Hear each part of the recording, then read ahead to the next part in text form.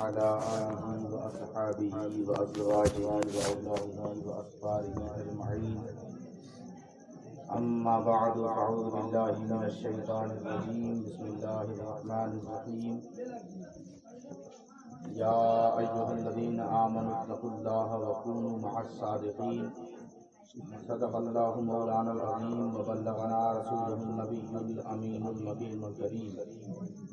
ونحن على ذلك لمن الشاهدين والشاكرين والحمد لله رب العالمين.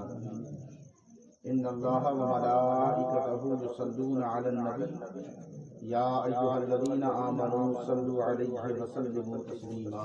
اللهم صل على سيدنا وسيدنا ونبينا وكريمنا مولانا وسلام عليك يا رسول الله صلى الله عليه وسلم. صلوا عليه الصلاة والسلام عليك دائما يا رسول الله صلی اللہ تعالی علیہ وآلہ وسلم. محترم اہل محبت، اہل عقیدت، سامعین، علماء، بہت دیر سے آپ محفل سن رہے ہیں. میں نے جس آیت کریمہ کی تلاوت کی، اللہ نے اس آیت کی ابتدا کی ہے یا ایھا الذین آمنوا، اے ایمان والوں، واتقوا اللہ، اللہ سے ڈرتے رہو، تقوی اختیار کرتے رہو. تقوی صرف 5 وقت کا نام نہیں ہے.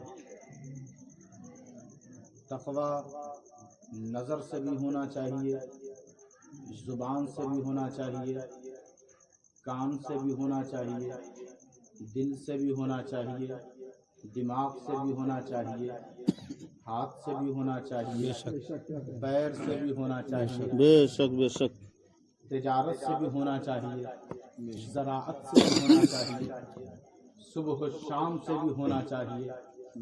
بندے جب مومن ہیں تو جھوٹ نہیں ہونا چاہیے. بے شک. بندے جب مومن ہیں تو خرافات نہیں ہونا چاہیے. بے شک. بندے جب مومن ہیں تو اختلافات، فساد، دجل و فریب نہیں ہونا چاہیے. بندے جب مومن ہیں تو دغا بازی، کسی کا مال غصب کر لینا نہیں ہونا چاہیے. بندے جب مومن ہوں تو رب کی بارگاہ کے بھی نافرمان نہ ہوں، بندوں کے حقوق کو پامال کرنے والے بھی نہ ہوں. یعنی ہر فیلڈ میں جب بندہ مومن ہو گیا تو پوری دنیا کو، پوری کائنات کو، پورے شہر کو یہ پتہ ہونا چاہیے کہ جس جگہ پر بندہ خدا یعنی صاحب ایمان یعنی یا ایھا الذین آمنو رہتے ہیں، اب نہ وہاں فساد ہو سکتا ہے، نہ اب وہاں جھوٹ ہو سکتا ہے، نہ اب وہاں قتل و غارت گری ہو سکتی ہے، نہ کسی کے حق کو چھینا جا سکتا ہے. بس آپ اتنا سمجھ لیجئے کہ جہاں پر مومن ہوتے ہیں وہیں پر اللہ کا عدل ہوتا ہے. جہاں پر مومن ہوتے ہیں وہیں پر مصطفیٰ جان رحمت کی سنت ہوتی ہے. جہاں پر مومن ہوتے ہیں وہیں پر اللہ کی رحمت کی بارش ہوتی ہے.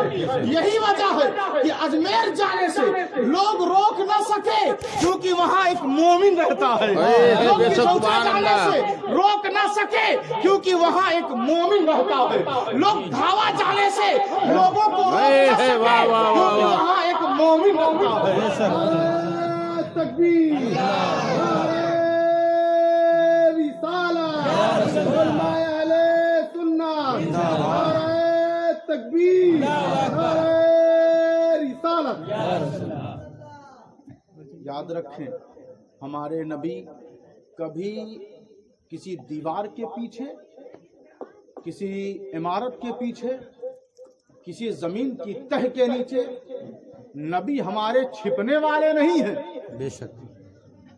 چھپ تو ہم خود گئے، پردہ ہم خود بن گئے، اور ایسا بنے کہ گرد و غبار، فسادات، بے حیائی اور لاشعوری اور انسانیت کی سطح سے گر گئے. اس لیے نبی ہمارا ہمیں نظر نہیں آتا. اگر نبی کے جلوے کو، نبی کی دید کو، نبی کی زیارت سے اپنے آپ کو مشرف کرنا ہے تو ان بے حیائی بھرے ماحول کو چھوڑنا پڑے گا. جس دن نظروں سے بے حیائی اتر گئی اسی دن نظروں میں ہمارا نبی آ جائے گا.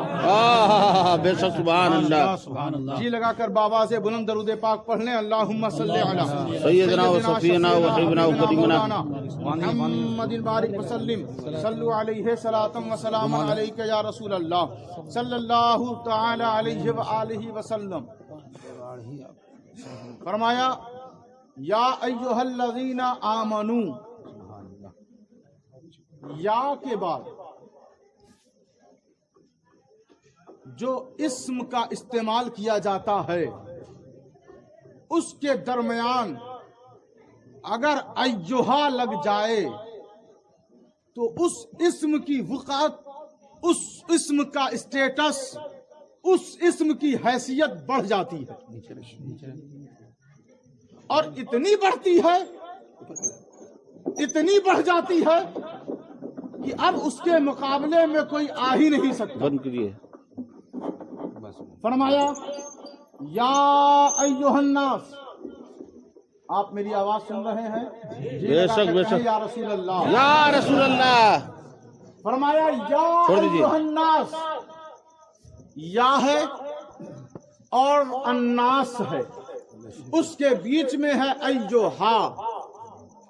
یا ایھا الناس، اے لوگوں. تو پتہ یہ چلا کہ اللہ کی مخلوق تو بہت ساری ہے، لیکن جیسی مخلوق انسان ہے اب کوئی اور ہو ہی نہیں سکتی. بے شک بے شک سبحان اللہ. اسی طرح اللہ نے فرمایا یا ایھا الکافرون. لیکن یہ کافر بھی کوئی معمولی نہیں ہے.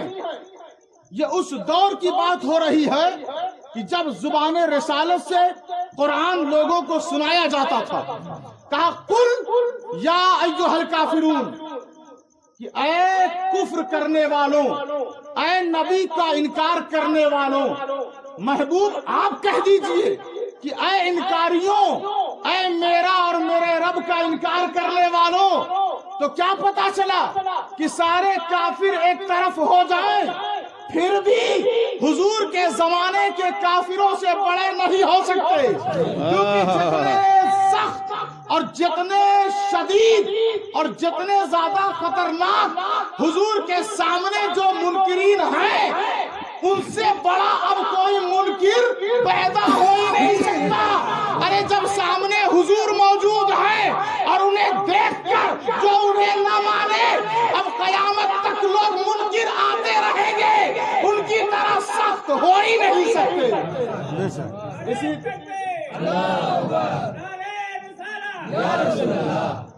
حضور کی محبت راحت دیتی ہے، حضور کی محبت برکت دیتی ہے، حضور کی محبت اس دنیا سے رب کی قربت کا راستہ دیتی ہے، حضور کی محبت سجدوں میں حلاوت دیتی ہے، حضور کی محبت بے چینی اور حادثوں میں استقامت اور استقلال دیتی ہے، حضور کی محبت یہ شعور دیتی ہے کہ بندوں کو حادثوں کا سامنا کیسے کرنا ہے، حضور کی محبت یہ پتہ دیتی ہے کہ ہمیں کیسے اپنے گھروں کو چلانا ہے، اپنے نسلوں میں کیسے ہمیں بیداری داخل کرنی ہے. حضور کی محبت نہیں تو بندہ نکھر نہیں سکتا، حضور کی محبت نہیں تو بندہ سنور نہیں سکتا، حضور کی محبت نہیں تو فرشتوں کی محبت لے نہیں سکتا، حضور کی محبت نہیں تو جنت کا راستہ مل نہیں سکتا.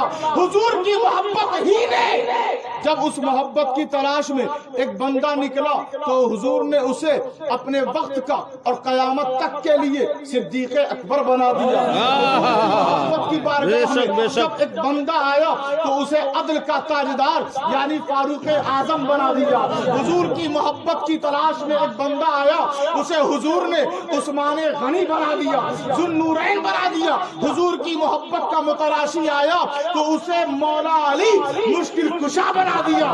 حضور کی محبت نے تمام صحابہ کو جو عروج و ارتقا دیا، اب قیامت تک کسی جماعت کو یہ فضیلت نہیں مل سکتی. اپنی جماعتوں پر ناز مت کرو،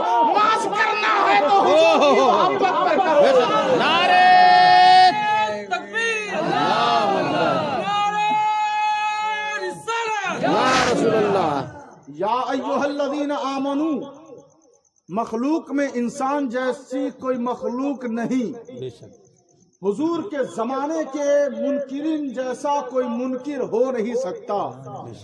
इसी तरह फरमाया या अय्युहल्लज़ीना आमनू।